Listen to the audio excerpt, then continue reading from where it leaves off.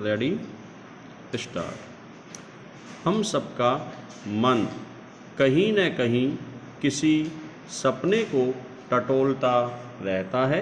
Stop. कुछ लोग सिर्फ अपनी आकांक्षा का पीछा करते हुए कांपते और हाँफते रहते हैं, मगर कुछ लोग दूसरों के सपने साकार करने में मददगार बनते हैं। स्टॉप। इस तरह अपना होना सार्थक करते हैं। स्टॉप। दरअसल दूसरों के लिए उपयोगी बनना मतलब समूल सृष्टि के हित में सहयोग देने जैसा है। स्टॉप। पर न जाने क्यों यह परोपकारी भाव लुप्त सा होता जा रहा है।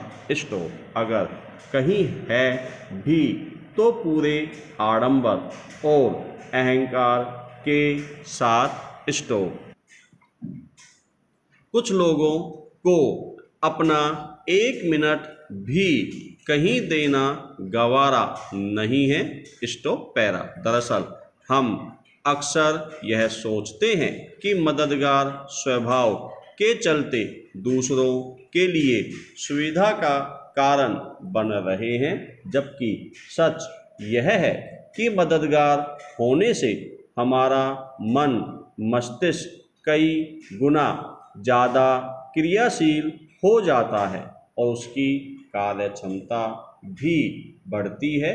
स्टॉप। ऐसे में जो लोग खुदगर्जी का रास्ता अपनाकर मदद करने से बचते हैं, उनके लिए यह चौंकाने वाली खबर है कि मददगार स्वभाव वालों को उनकी तुलना में न केवल अच्छी सेहत, समृद्धि और लंबी उम्र मिलती है, बल्कि ऐसे लोग समाज में अत्यंत लोकप्रिय होते हैं। स्टॉप। ऐसे हजारों शोध हुए हैं जिनके आधार पर यह निष्कर्ष निकला है कि मदद करने वाले लोग हमेशा दूर से ही नजर आ जाते हैं। स्टॉप। उनकी भी अपनी परेशानी होती होगी, पर उसके बावजूद मदद मांगने वाले को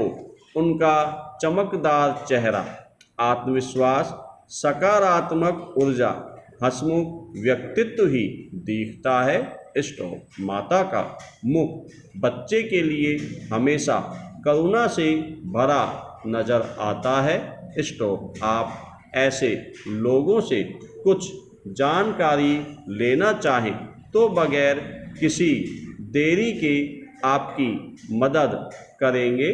स्टॉप।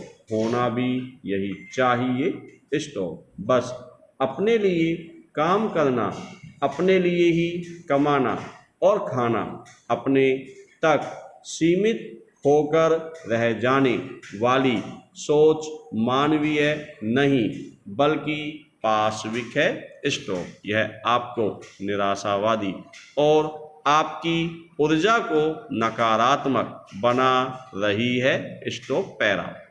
किसी बुजुर्ग को सड़क पार करा देना, किसी के मन की पूरी बात सुन लेना, किसी तन्हा आदमी का हालचाल जान लेना, किसी के लिए बस में सीट छोड़ देना, किसी रोते हुए को हंसाना, किसी भूखे को 2 रोटी खिला देना, किसी बीमार के लिए प्रार्थना करना, किसी का भी बुरा नहीं सोचना, यह सब मददगार होने की पहली सीढ़ी है। स्टॉप। इनमें कोई रुपए पैसे खर्च नहीं होते। स्टॉप। आज के समय की सबसे बड़ी ज़रूरत है संवाद बनाए रखना, क्योंकि कहीं न कहीं हम सब अपनी किसी खोल में सिमट कर रह गए हैं। स्टॉप। इस तरह हम अपनी मानवीय संवेदनाओं को खो रहे हैं। स्टॉप। क्यों न थोड़े से मददगार बन जाएं और मनुष्य होने की आबो हवा, उसके एहसास महक को जिंदा रखे स्टॉप पैरा। सहायक बनना अपनी संस्कृति संस्कार की झलक पेश करता है स्टॉप बहुत बार। मदद करने की आदत जीवन के मुहावरे को बदल देती है स्टॉप। एक दार्शनिक ने कहा है कि जो साथ रहने का आनंद नहीं उठा सकता वह समाज के साथ सामंजस्य नहीं बिठा सकता स्टॉप। हमारा यह मन एक उपवन है स्टॉप। सोचिए क्या उपवन में मात्र सुगंधित पुष्प होते हैं स्टॉप। अगर उसमें सिर्फ फूल होंगे तो वह अधूरा रहेगा स्टॉप। वहाँ पेड़ पौधे लताएं कांटेदार झाड़ियाँ कीट पतंग पशु पक्षी सभी होने चाहिए स्टॉप। शीतल मंद हवा भी सरसराती रहे तो क्या बात है स्टॉप। आनंद दुगना हो जाएगा स्टॉप। बस यही फलसफा हमारे साथ लागू होता है स्टॉप पैरा। हमारी बनावट पंच तत्व का संगम है।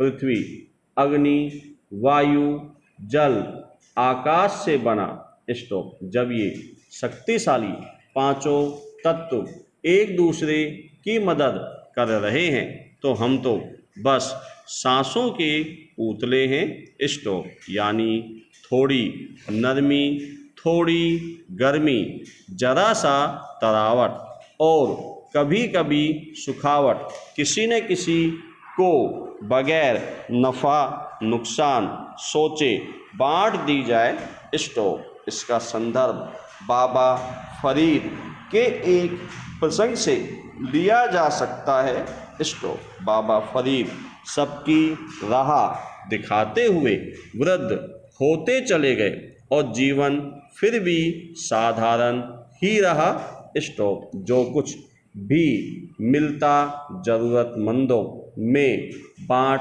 दिया करते थे स्टॉप। वे आनंद में मग्न होकर नाचते और कहीं कुछ स्वादिष्ट मिल गया तो सबसे साझा करने के बाद चटकारे लेकर खाते भी थे स्टॉप। एक शिष्य ने इसका रहस्य जानना चाहा तो उन्होंने कहा कि जैसे दिन के सारे प्रहर एक समान नहीं होते उसी तरह मैं भी कभी शांत तो कभी चंचल हूँ स्टॉप। एक जैसी तो समंदर की लहर भी नहीं होती, कभी होले होले तो कभी तीव्र स्टॉप। फिर मैं कैसे एक समान अवस्था में रह सकता हूँ स्टॉप। मैं नियति के चलन के साथ सहयोग कर रहा हूँ स्टॉप पैरा।